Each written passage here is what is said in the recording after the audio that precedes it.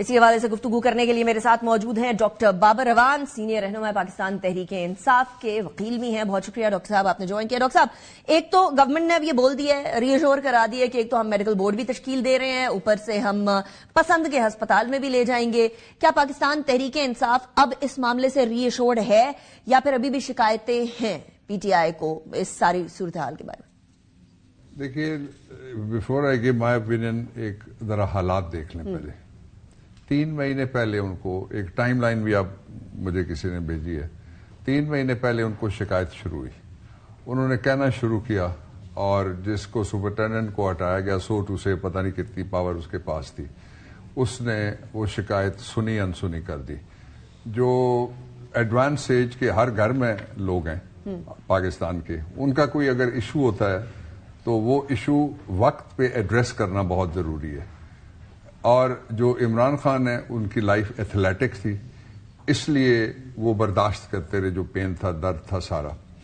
پھر آپ لوگوں نے بریک کی یہ خبر کہ ان کی طبیعت خراب تھی اور ان کو لایا گیا پمس میں اور ان کو ٹریٹ کیا گیا اور ان کو باقاعدہ اینستھیزیا دیا گیا اور پروسیس ہوا اور وغیرہ. یہ تو میڈیا نے خبر بریک کی. اب اس میں سے اب تھوڑا سا میں شارٹ کٹ کر کے کرنا چاہتا ہوں بات. جس طرح فیصل سلطان نے کل کہا ہے، میری فیملی میں کتنے ڈاکٹرز ہیں، میں نے سب سے بات کی ہے، وہ یہ کہتے ہیں کہ جو کلاٹنگ ہوتی ہے، یہ ہوا یہ ہے کہ باڈی میں سے کوئی چیز خراب ہو اگر یا کوئی کسی جگہ میل فنکشن ہو تو کلاٹنگ ہوتی ہے. اس کی وجہ سے کلاٹ اگر دماغ میں چلا جائے تو اس کو ایک اور نام دیتے ہیں، آنکھ میں چلا جائے تو اس کو وہی نام پھر دیتے ہیں، اور تیسرا جو اگر وہ کسی اور جگہ چلا جائے تو کلاٹ دل سمیت بند کر دیتا ہے فنکشننگ کو اور وہ بڑا لیتھل ہو سکتا ہے. اب پہلے یہ انویسٹیگیٹ کرنے والی بات ہے کہ ان کو پرابلم کیا ہوئی جس کی وجہ سے کلاٹنگ ہوئی ہے. آپ تو کاز پہ جائیں گے نا، ہم سارے علاج کرواتے ہیں. مسئلہ آنکھ نہیں ہے، مسئلہ اصل میں کاز ہے. This is what every doctor is seeing. اب تو جو جس وہ مرض میں مبتلا ہیں اس کے ڈاکٹرز بھی انڈیپینڈنٹ جو ہیں وہ بھی بول رہے ہیں. اچھا، ایک پہلو اس کا دوسرا پہلو یہ ہے کہ اس قدر سیکریٹو کیوں آپ رکھ رہے ہیں؟